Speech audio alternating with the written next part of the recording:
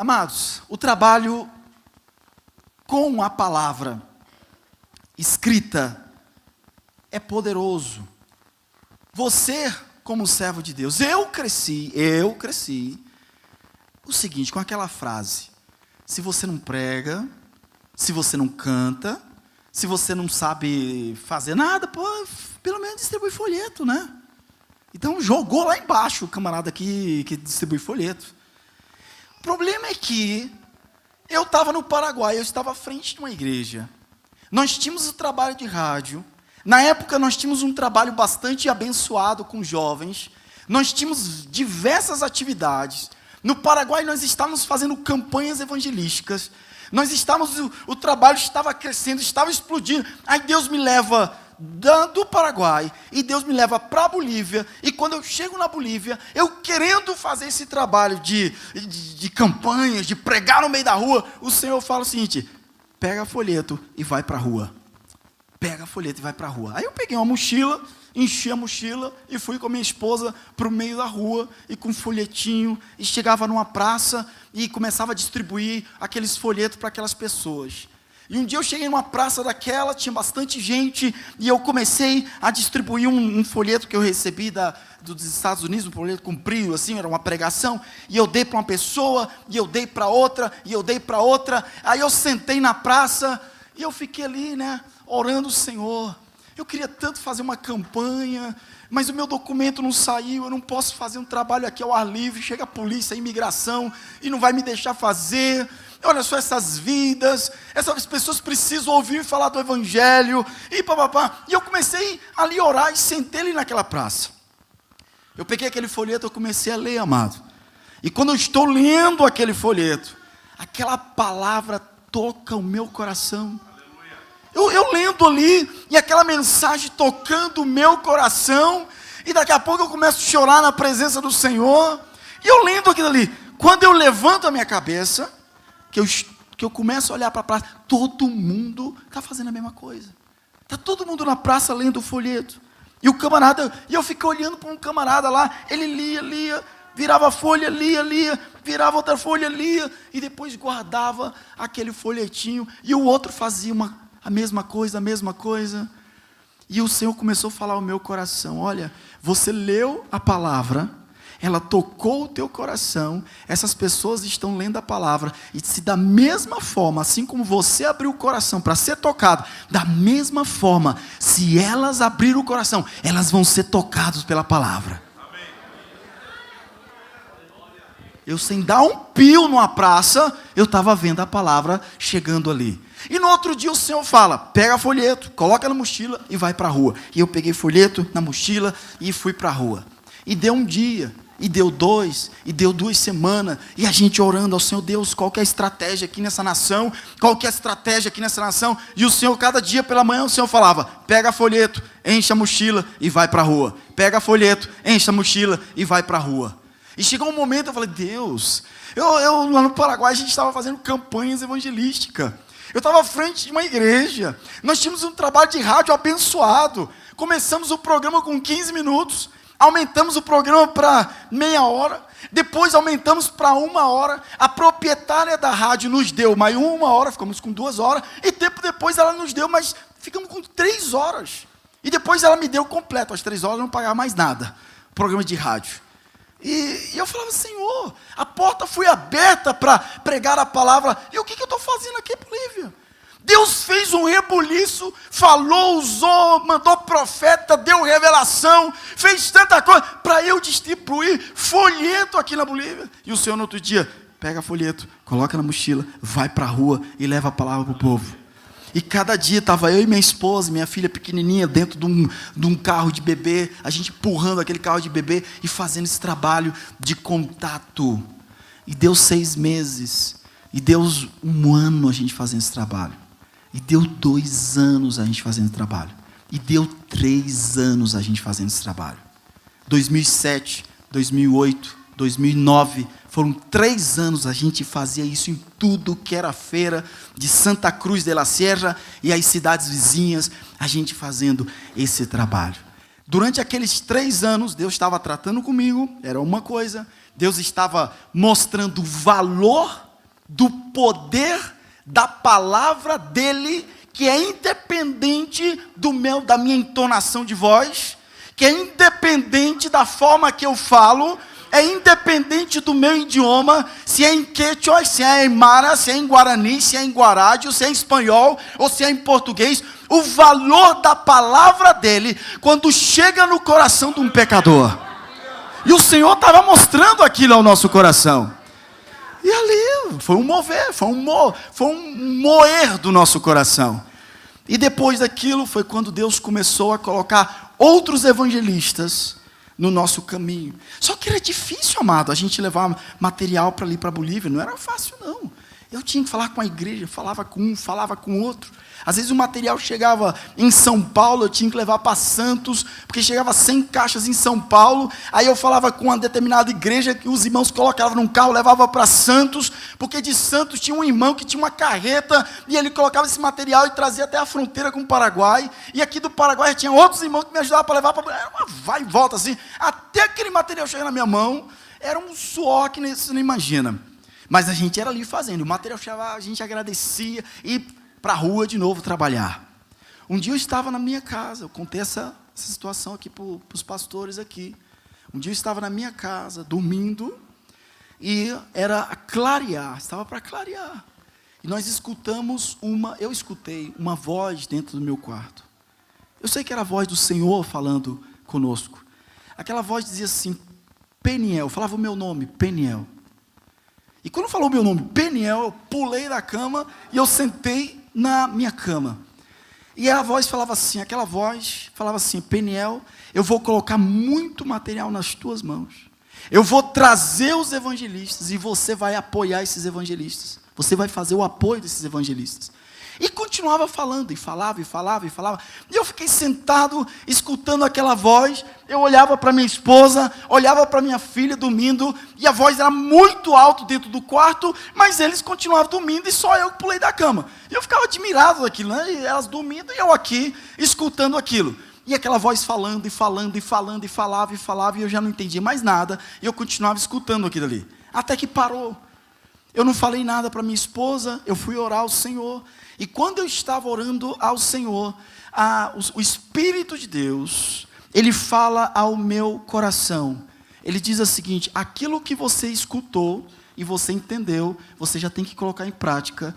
E aquilo que você escutou, mas você não entendeu, no tempo de Deus, Deus vai te revelar. Eu saí dali, liguei para o missionário Gabriel, que é um missionário até do Uruguai, liguei para ele, e eu falei assim, Gabriel, eu queria ir na tua casa, eu quero conversar contigo. Fui na casa do Gabriel, contei a situação para ele, nós oramos ali, o Gabriel olhou para mim e falou assim, Peniel, o que o Espírito de Deus falou para mim, eu vou falar para você. Aquilo que você escutou é para você começar a colocar em prática, você entendeu, é para você colocar em prática, mas aquilo que você não entendeu, no tempo de Deus, Deus ele vai te revelar. Então começa a colocar em prática.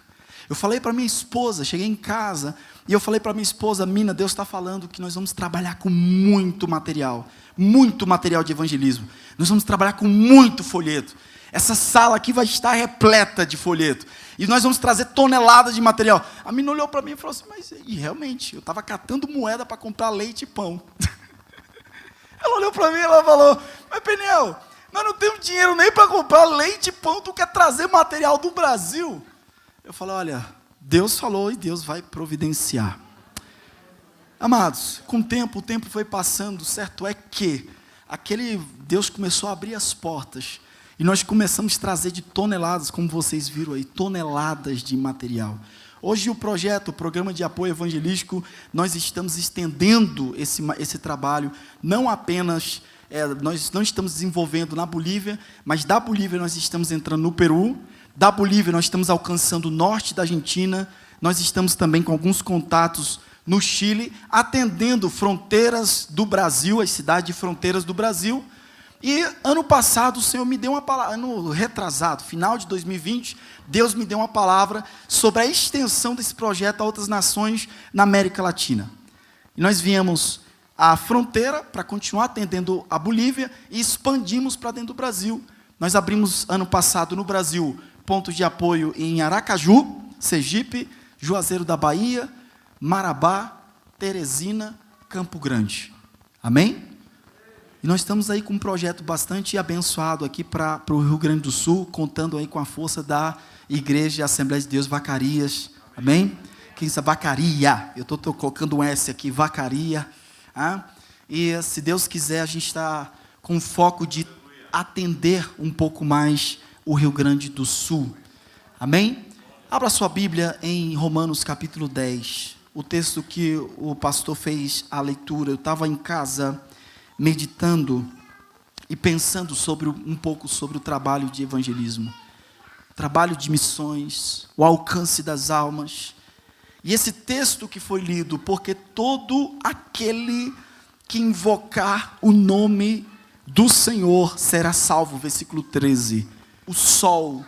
É muito comum você chegar ali na região do altiplano da Bolívia, próximo a La Paz, ou aquelas cidadezinhas perto ali de La Paz, Oruro, e você vai encontrar famílias inteiras, o pai, a mãe, as criancinhas assim, aquela escadinha, todo mundo de joelho, virado para o sol, e esperando o momento do nascer do sol, todos eles com a mão, criancinha de pequenininho assim, o pai já coloca para ficar de joelho, fica com a mãozinha levantada, esperando o primeiro raio do sol, para que o sol, quando nasce, o raio venha, bate na mão deles, e aqui dali eles acreditam que vem trazer a bênção. E eles têm várias outras formas de invocar, de oferecer oferendas ao Deus Sol. Os Aimaras fazem esse tipo de coisa. Então, a palavra de Deus diz o seguinte: aquele que invocar o nome do Senhor. Essas pessoas, elas nascem invocando a esses deuses. O Quechua, ele invoca a Pachamama. Pachamama quer dizer mãe terra. O Quechua, ele invoca a terra. Eu mostrei para o pastor, não coloquei aqui no vídeo. Em Potosí, eles adoram o chamado El Tio, ou também chamado o Wari. Wari quer dizer o Deus que mora o Deus do fogo que mora debaixo da terra. Esse seria mais ou menos o que é o Wari. Eles creem que dentro da terra existe um Deus que mora no meio do fogo, você já sabe quem que é, e eles reverenciam essas pessoas. Essas entidades. O grande problema é que essas pessoas, essas crianças, elas estão aprendendo desde pequeno, do tamanho do teu filho e do meu filho que tem 7 anos. O meu filho foi agora lá atrás, na escolinha, aprendeu o quê? A palavra de Deus. Na nossa igreja ali no Paraguai, uma das coisas que nós temos batido e procurado trabalhar é trabalhar com crianças. É colocar no coração da criança a palavra do Senhor. Enquanto muitos missionários, nos anos 80, saíam do Brasil para ir para a África, e chegavam no norte da África, compravam um terreno, e estava sumamente preocupado em construir um templo, e colocar uma janela bonita, e colocar uma porta bonita, os islâmicos estavam com um grupinho de crianças, ensinando ao Corão. Agora eu pergunto para vocês, quem são hoje essas crianças nas mãos dos radicais islâmicos no norte da África? Vocês conhecem Boko Haram? Então, meu amado, eu vou dizer uma coisa: como igreja, nós temos que pensar em semear a palavra em terra fértil. Vamos falar de crianças. E nós temos que pensar de semear a palavra de Deus. Porque se a palavra de Deus ela não for semeada, você não vai colher nada. Alguém já foi para o campo onde foi semeado trigo e tentar colher banana ali? Ou alguém já foi para um campo onde não foi semeado nada e tentar colher alguma coisa? Se você não planta, se você não semeia, se você não leva a semente da palavra de Deus, você também não vai ver colheita nenhuma naquele lugar. A palavra ela tem que ser semeada. E a Bíblia diz: todo aquele que invocar o nome do Senhor. Sabe, o invocar o nome do Senhor, isso eu tenho pensado bastante. Porque nós temos feito um trabalho, vocês viram ali os megafones, nós temos feito um trabalho de rua. Hoje nós estamos trabalhando muito mais. Hoje eu estou à frente de uma igreja, né? Nós viemos para o Paraguai, estamos ali à frente de uma igreja, trabalhando muito mais, abrindo pontos de apoio. Mas nós fazemos aquele trabalho, muito tempo, de pegar um megafone, de ir para uma esquina da praça e começar a pregar a palavra. E quem já fez isso? Alguém já fez isso? Alguém já fez esse trabalho? Levanta a mão, por favor. Tem alguém aqui que já fez esse tipo de trabalho? Um obreiro aqui, um irmão? Você chega a uma praça, você abre a tua Bíblia e você começa a pregar.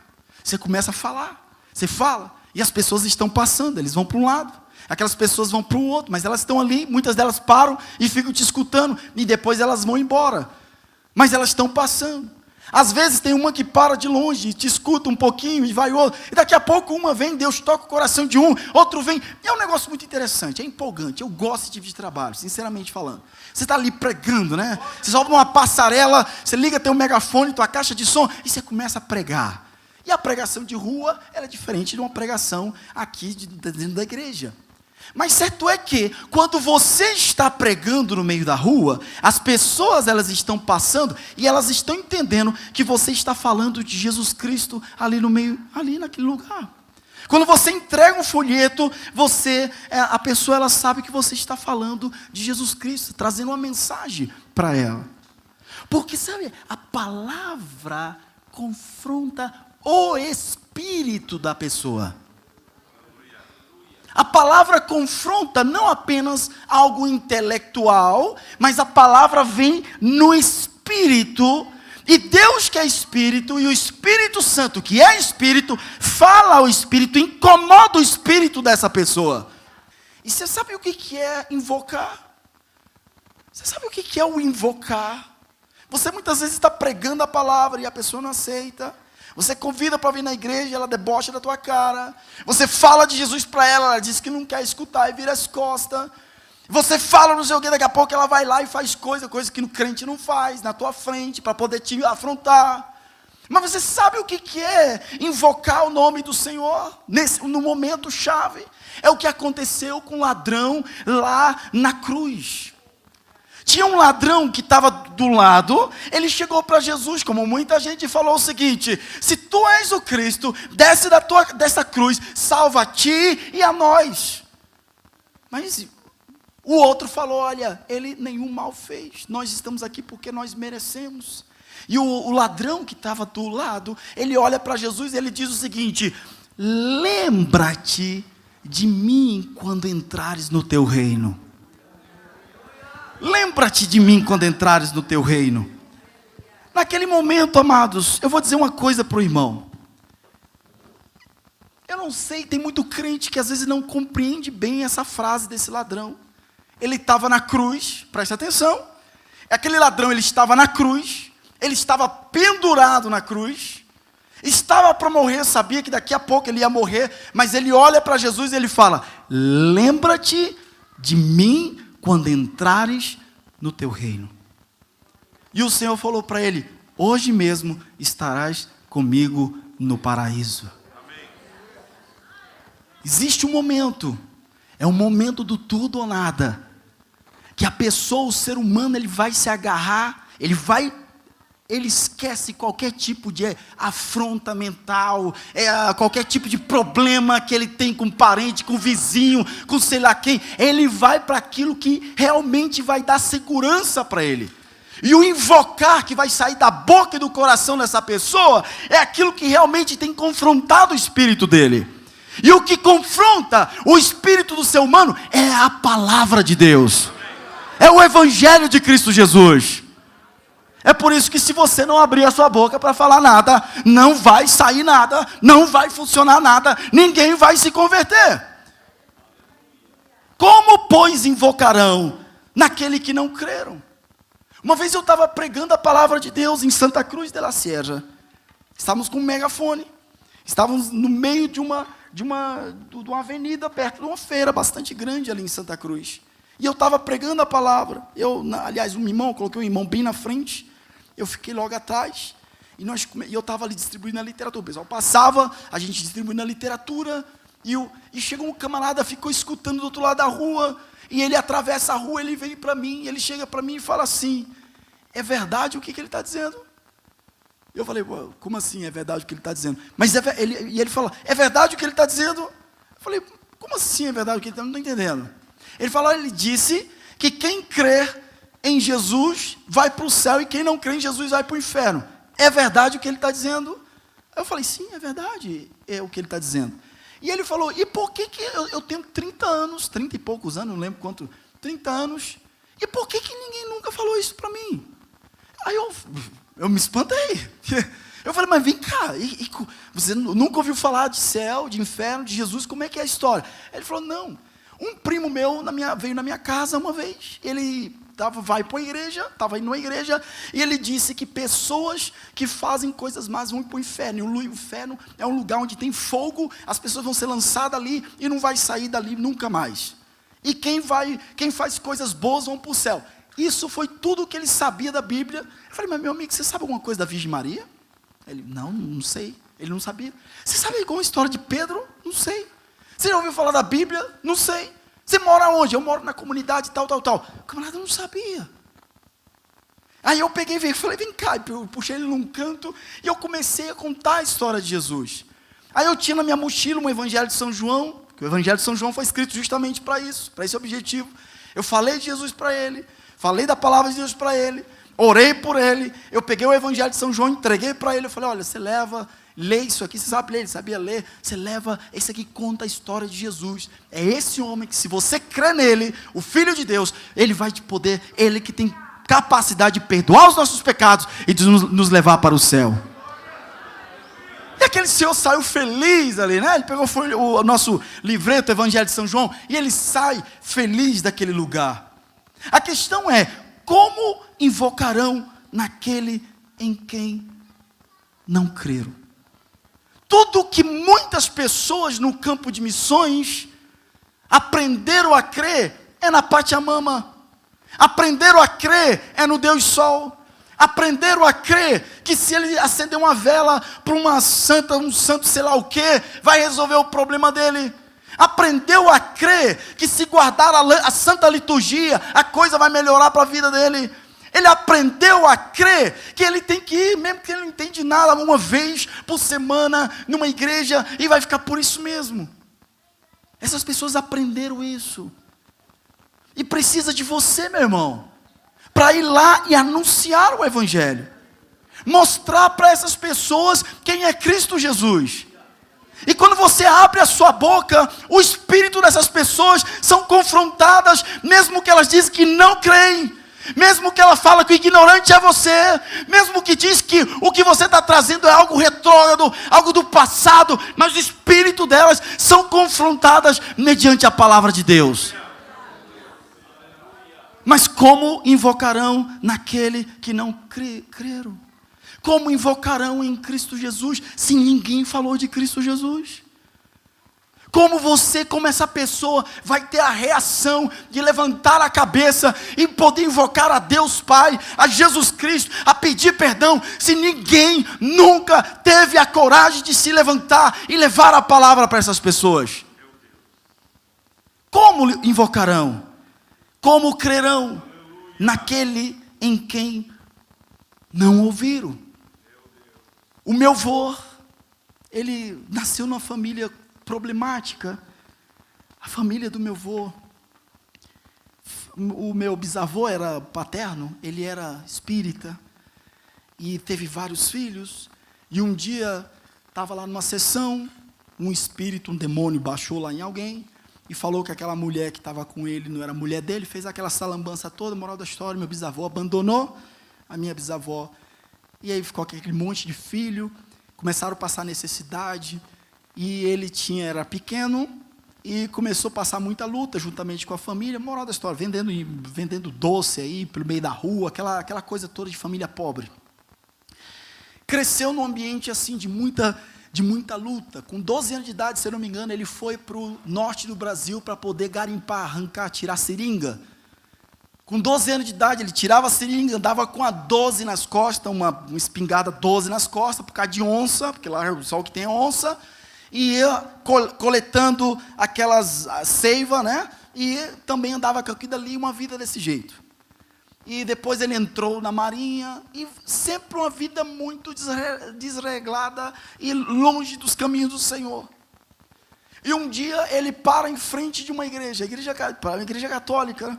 Ele olhou para a igreja católica, ali naquela porta daquela igreja, ele parou, ele contava essa história, já está com o Senhor, mas ele olhou ali e ele falou: Deus, eu não quero me perder, eu não quero ir para o inferno.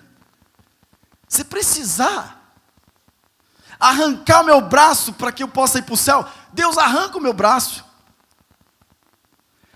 Deus, eu não quero ir para o inferno. Se precisar tirar minha perna, arranca minha perna. Eu fico sem duas pernas, eu fico andando sem duas pernas. Mas que eu ande sem duas pernas, sem um braço. E ele começava a falar essas coisas diante da igreja católica. E olhando para a igreja e falando isso. Até então, ninguém chegou para falar de Jesus para aquele homem. Um dia ele estava bêbado. Ele estava fardado, bêbado. Ele caiu bêbado na porta da casa de um senhor, na cidade de Natal. Aquele senhor era crente, um servo de Deus. Quando viu aquele marinheiro bêbado jogado na porta da casa dele, ele abriu a porta, colocou o meu avô para dentro, deu um banho no meu avô, deu um banho nele, colocou uma outra roupa nele, colocou ele para deitar lá na cama. No outro dia cedo ele levantou e foi para a marinha. E quando ele retorna para agradecer, voltou naquela casa, retorna para agradecer, aquele homem fala de Jesus para o meu avô. E o meu avô entrega a vida dele para o Senhor Jesus. E o meu avô aprendeu que para ir para o céu não precisa perder uma perna. Ele aprendeu que para ir para o céu não precisa perder um braço. Ele aprendeu que para ir para o céu, Jesus já havia perdoado e levado os nossos pecados. Ele entregou a vida dele para Jesus. Mas a palavra de Deus diz aqui: como crerão naquele que nunca ouviram? Eu quero contar algo bastante interessante para os irmãos. Ano passado nós chegamos ali para iniciar o ponto de apoio lá na cidade de Juazeiro da Bahia. E nós começamos a andar em Juazeiro da Bahia, na periferia, e em cada quarteirão havia uma igreja. Tinha uma igreja aqui, aquele quarteirão tem outra igreja, naquele outro quarteirão tem outra igreja, o outro quarteirão tem outra igreja, em cada quarteirão tem uma igreja. E aí eu cheguei para a irmã que estava para receber o material, eu falei: irmã Leonice, eu queria saber uma coisa, aqui tem trabalho, vocês fazem trabalho de evangelismo? Ela falou: não. Existe trabalho de evangelismo de rua, tem alguém fazendo esse trabalho? Ela falou: não. Você já viu alguém fazendo trabalho de evangelismo nas ruas? Ela falou: não.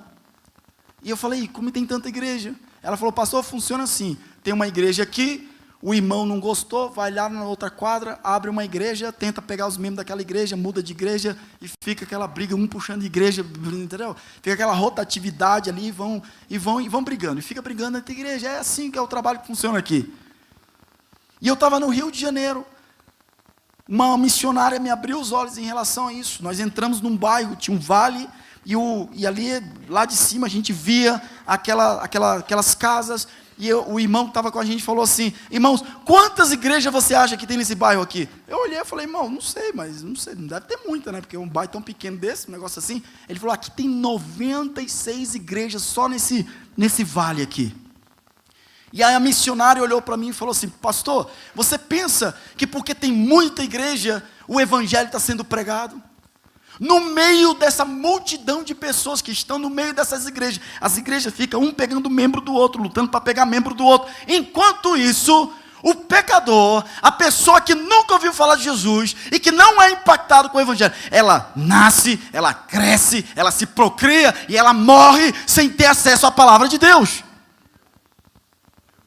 A religiosidade vai tomando conta e vai engessando o sistema, e nós criamos aquilo que nós comentamos no começo. Falamos, não foi o começo. Nós, evangélicos, criamos a nossa própria cultura evangélica e nos fechamos dentro da nossa cultura e vivemos dentro da nossa cultura, a nossa própria música, entre nós apenas, a nossa vida, nós entre nós, e brigamos entre nós, entre nós.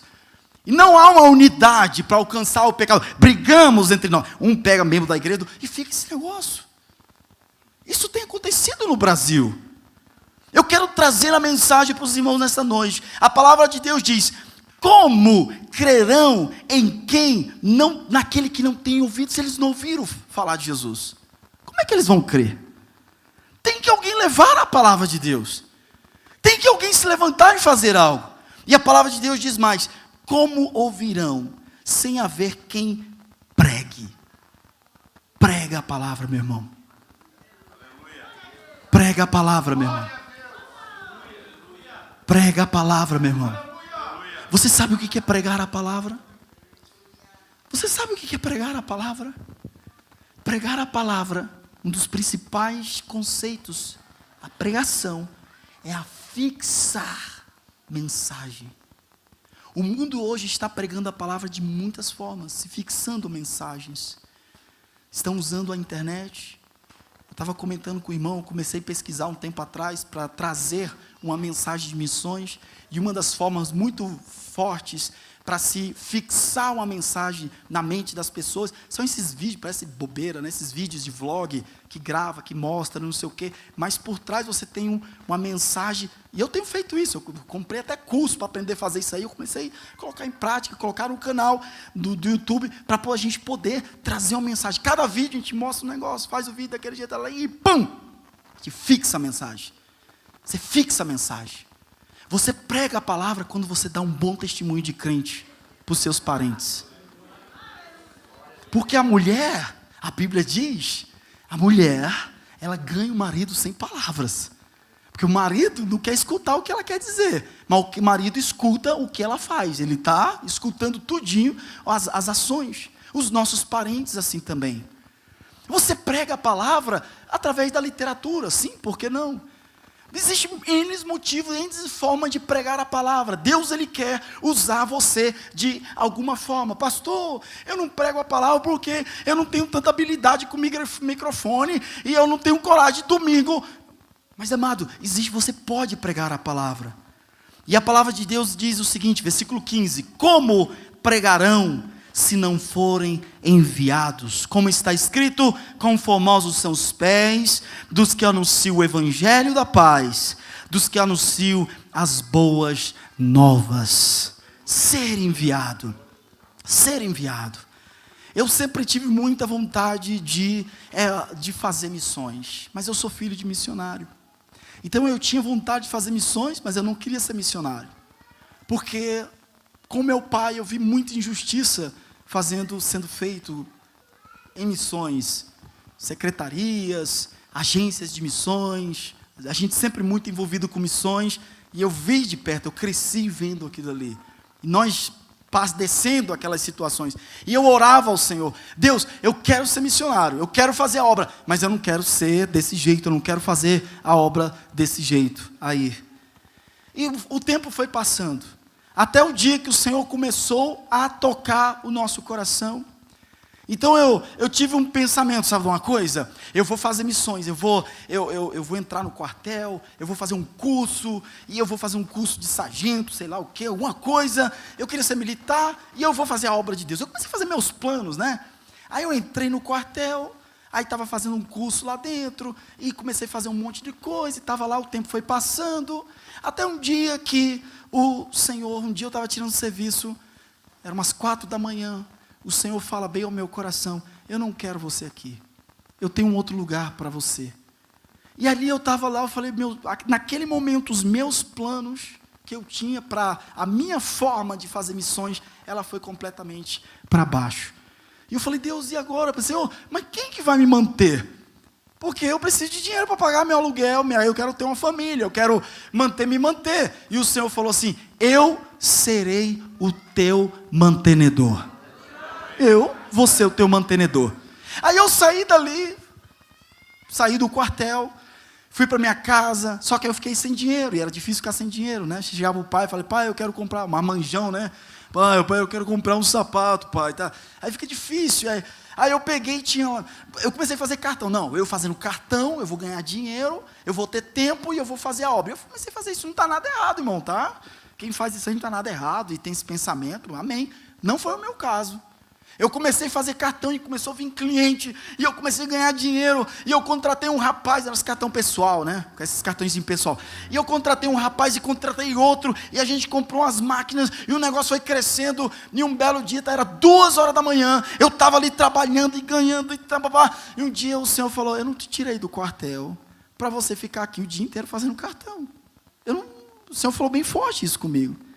E eu saio daquela sala, eu começo a andar no quintal da minha casa, e eu falo assim, Senhor, me veio uma vontade grande, irmão, de orar, mas eu não podia, porque eu tinha um monte de serviço para entregar, e eu queria passar a noite inteira, o dia inteiro lendo a Bíblia, eu queria fazer aquilo ali explodir no meu coração, mas eu não podia, eu tinha que entregar o serviço. E eu fiz uma oração, Senhor, naquele momento. Eu falo assim, Senhor, se Tu realmente vais manter, eu não sei nem como, que nesse momento que o meu computador aí tudo dê problema. Eu falei isso. E aí eu voltei. Quando eu entro dentro do meu quarto, lá meu computador está travado. Queimou o HD do meu computador. Aí eu peguei o HD, mandei consertar, liguei para os clientes, falei que não ia mais poder entregar naquela semana, eu tinha o backup de tudo, coisa e tal. Aí eu ajeitei o computador, e enquanto naquela semana tirei tempo de oração, buscando a presença de Deus, lendo a Bíblia, chegou o HD, comprei outro HD, coloquei, o rapaz ajeitou o computador, e volta de novo a trabalhar. E novamente cliente, e tanta coisa, e eu tive que contratar meu irmão, depois contratei meu outro irmão, e a coisa crescendo, e o Senhor falou, eu não quero você aqui, eu tenho uma obra para colocar nas tuas mãos. E eu saio no fundo da minha casa, eu falo, Senhor, se realmente é a vontade de Deus, eu não trabalhar no secular, e Deus vai de alguma forma abrir a minha porta, que queima aquele computador de novo. E eu entrei de novo dentro do meu quarto, quando eu olhei lá, o computador estava travado, e novamente o HD queimou. Não sei que treco tinha naquele computador, mas era o Senhor. E aí eu peguei todo o meu serviço, passei para os meus irmãos, e eu falei que não ia trabalhar mais ali com aquele serviço. E aí o meu pai falou, o que você vai fazer da vida? Eu falei, não sei. Naquela semana, uma igreja de São Paulo entrou em contato com meu pai e falou assim, nós queremos apoiar um obreiro que está trabalhando contigo. E meu pai falou, olha, o obreiro aqui que eu tenho é meu filho. O restante está empregado, tá? Mas ele aqui está por tempo integral. Pode ser ele, não tem problema de ser meu filho? Não, pode ser qualquer um. E aquela igreja, naquela semana, começou a nos ajudar. Com aquela ajuda financeira, eu aluguei um salão e eu comecei a abrir o primeiro trabalho num bairro da cidade. Começamos ali a trabalhar, fazer a obra de Deus, numa outra ponta, né? A gente estava trabalhando, abrindo igreja numa ponta da cidade, e começamos a fazer. O tempo foi passando, aquela igreja cortou o meu recurso. Meu pai falou assim, Peniel, a igreja cortou, nós não temos recurso para pagar esse salão, os irmãos aí a oferta e diz o que entra não é suficiente. O que nós vamos fazer? Eu falei, pai, se é de Deus, Deus vai mandar o recurso. Uma semana depois, não deu tempo nem fechar o mês para pagar o aluguel, uma outra igreja, se não me engano, do Rio de Janeiro dessa vez, entra em contato e manda o mesmo valor.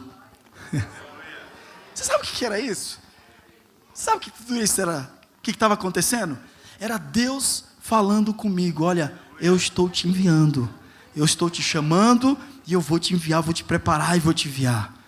E Deus começou a trabalhar com as nossas vidas. Quando chegou o tempo da gente ir para a Bolívia, eu já vou aqui encerrar. Quando chegou o tempo de nós irmos para a Bolívia, irmãos, nós buscamos, eu e minha esposa, nós entregamos todo o trabalho, Deus já tinha falado conosco sobre a Bolívia, e o Senhor, eu comecei a falar com um pastor, falei com um, falei com outro, e os pastores todos falavam o seguinte, olha, Peniel, nós não podemos te ajudar. Eu falei com um pastor que era líder de um trabalho missionário grande, ele falou, nós não podemos te ajudar. Todo mundo dizia não. E um dia eu fui numa chácara, eu estava fazendo uma oração ali, buscando a Deus, a presença de Deus, para que Deus pudesse resolver aquela situação. E durante aquela oração, o Senhor fala ao meu coração, eu estou te enviando para a Bolívia. E eu olhei ao Senhor, mas de onde é que eu vou tirar dinheiro para poder ir para a Bolívia? Quem é que vai pagar minha passagem? Quem é que vai pagar, Senhor, minhas documentações? Eu falei com o pastor tal, ele disse que não podia me ajudar. Eu falei com a secretaria tal, não pôde me ajudar. Eu entrei em contato com o pastor da associação tal, não pôde me ajudar. Quem é que vai me manter? E o Senhor falou para mim assim, e esse carro aí que você tem aí? Eu tinha um carro novo, novinho assim, 4 anos de uso. Sabe aquele negócio que você compra um carro assim? Feliz o carro, 4 anos de uso, novinho o carro. Você todo feliz com aquele carro. O senhor falou, e esse carro aí? E o senhor falou, e a tua geladeira? E a tua cama? Por que tu não pega tudo isso e faz dinheiro e vai para onde eu estou te mandando? Falei com a minha esposa aceitou. Nós pegamos, vendemos nosso carro, nós vendemos tudo que nós tínhamos. E naquele momento que nós estávamos vendendo tudo, torrando tudo, fazendo todo o dinheiro para a gente ir para a Bolívia, a minha esposa começa a se sentir mal, começa a ter uns enjoos, uns negócios, né? Aí vai lá fazer o exame, está grávida, para completar. 2 meses. Lá está eu e minha esposa indo, minha filha ali, ela estava grávida da minha filha, da Débora. Estava eu indo com a minha esposa para a Bolívia. A gente tinha umas malas apenas, a gente com as malinhas só. Minha esposa grávida de 2 meses. E todo o recurso que a gente tinha era do dinheiro daquilo que a gente tinha vendido. Ninguém não nos apoiou. Ninguém nos apoiou. Eu incluo até meu pai. Porque quando eu cheguei para o meu pai, eu estava ajudando ele no trabalho, pastor. Eu cheguei para o meu pai e falei assim para ele, eu era o segundo, ele viajava, passava 6 meses fora, eu ficava à frente da igreja, falei para ele, vou para a Bolívia. Ele falou, você não faça isso não. E o trabalho aqui, eu falei, Deus está me mandando para a Bolívia. E meu pai não queria, né, largar, orou por nós, nos abençoou, mas Senhor, abençoou, mas assim, né, e também a igreja não tinha condições, né, foi assim, o negócio não deu nem para cobrar. Moral da história, nós fomos para a Bolívia, mas uma coisa eu tinha a plena certeza, nós estávamos sendo enviados pelo Senhor. Amém. O Senhor estava nos enviando. Nós chegamos na Bolívia, demos entrada nas documentações, começamos a gastar o dinheiro, depois nós ficamos sem dinheiro, fomos usando tudo de documentos, nós ficamos sem dinheiro para comprar nossa cama, nosso fogão. A gente tinha 2 colchõezinhos que um pastor da fronteira vinha conseguido para a gente, e aí, durante aquele momento, eu falei, não, Deus tocou no coração de algum pastor, né? Quebrantou, eles falaram que não ia ajudar, mas Deus quebrantou o coração desses homens. Eu vou lá no e-mail, e eu vou encontrar no meu e-mail, eles falando assim, Peniel, nós vamos mandar uma ajuda, e quando eu abro o e-mail, meu e-mail, não tinha ninguém mandando uma mensagem para mim, tinha apenas um primo meu lá do Ceará, ainda falando um monte de coisa, rindo de mim, porque eu estava indo para o campo missionário, tipo assim, o que você vai fazer no campo missionário? E rindo, né? Não é desviado, coitado, eu oro por ele. Mas aquilo, irmão, aquilo me tocou muito no meu coração. Eu falei, Deus, como que tanto tempo a gente trabalhando com tanta gente, envolvendo tanta gente, no momento que nós precisamos, e o Senhor tratando comigo, olha, quem te enviou para o campo, quem está te enviando, sou eu. Você fica tranquilo. E eu ali, irmão, naquele momento, eu falei para minha esposa, aí a minha esposa falou, deixa eu abrir o meu e-mail aí. Quando a minha esposa abre o e-mail dela, e minha esposa, um tempo antes, ela morou no Japão, e quando a igreja que ela congregava lá no Japão, ficou sabendo que nós estávamos indo para o campo de missões, os irmãos começaram a mandar oferta. O pastor falou, quem puder ajudar a Mina e o Peniel lá, pode mandar. Eu sei que o irmão mandou. Aí, quando abriu o e-mail, tinha lá o númerozinho do West Union, né? West Union, pastor? Recebe também no Uruguai, né? West Union, MoneyGram, mas era o West Union. O númerozinho do West Union, $250. O outro mandou $100. A gente abriu outro e-mail, a irmã mandou $150. Eu sei que foi chovendo dólar, com aquele dólar que a gente tirou o dinheiro, fomos no banco, tiramos o dinheiro, a gente comprou fogão, compramos panela, a gente comprou cama, a gente foi comprando o que a gente precisava para estar ali naquele lugar. E aí eu falava com alguns irmãos da fronteira, o pessoal falava, você é louco, você é maluco. Você vai fazer missões, você não tem apoio, ninguém está aqui, você não tem uma associação, você não tem uma grande igreja na tua retaguarda, tu vai passar fome. E eu falava assim, o Senhor que me enviou para cá. 15 anos, amado, nunca nos faltou nada. 15 anos, nunca nos faltou nada. Nunca nos faltou nada. Eu vou terminar com um testemunho. Uma das várias documentações, que é aquela coisa, você tira um documento, visto, vende, você tem que tirar outro visto, e eu sei que um dos primeiros vistos era $1.000 para cada um, era meu e 1.000 da minha esposa, e precisava de mais 1.000 da minha filha, acho que na época, ela precisava dela também, eu não tirei na época, e eu orei ao Senhor, falei, Senhor, nós precisamos desse recurso, e nós começamos a levantar o recurso, pagamos a primeira documentação, e aí com 3 meses depois precisava de mais outros documentos lá, certo é que eu precisava de $1.500. Naquele dia venceu o nosso visto, nós começamos a pagar $2 por dia de multa. Eu não sei como que é no Uruguai, pastor, mas na Bolívia é um negócio mais ou menos assim. Venceu o visto, $2 por dia. Era $1 para cada um de multa, $2 por dia. Um dia, $2, outro dia, 4, 6. E a coisa foi indo. E naquele dia, eu levantei, eu fui olhar na minha conta, não tinha dinheiro, 0. E eu fui olhar na minha carteira para comprar pão e leite. E eu estava sem dinheiro para comprar pão e leite.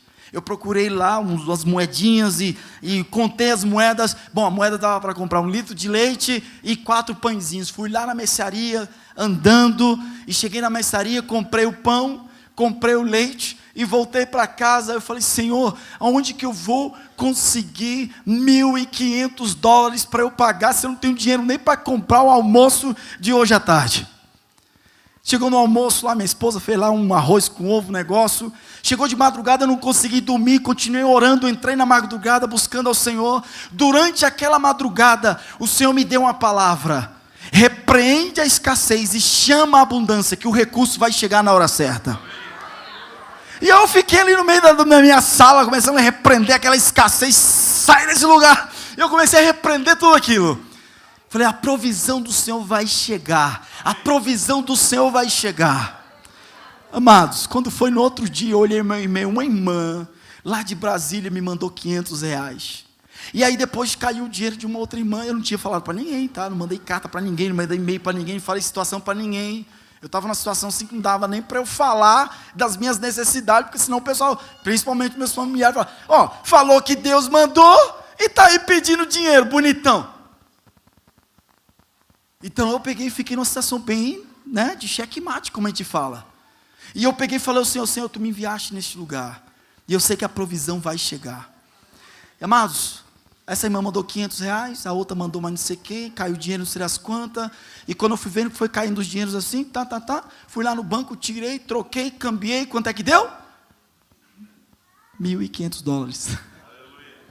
Peguei os $1.500, fui na imigração, paguei a documentação e fiquei sem dinheiro de novo.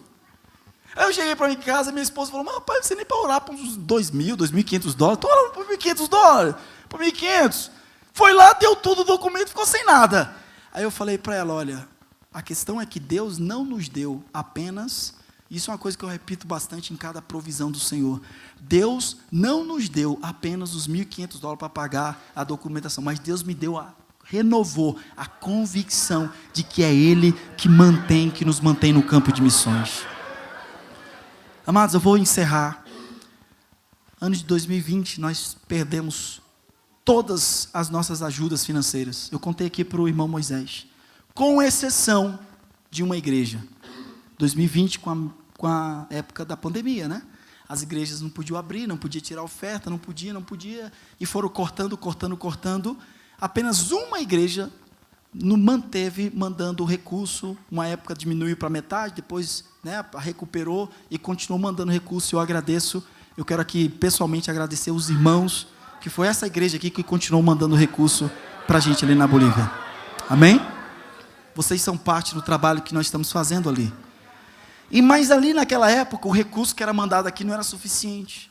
E eu andava para um lado e para o outro, falei: Senhor, como é que eu vou pagar meu aluguel? Eu preciso de $400 para pagar o aluguel. Eu preciso de tanto para poder alimentar minha família. Eu preciso disso, eu preciso daquilo. O projeto está em andamento. Nós temos entrada de material.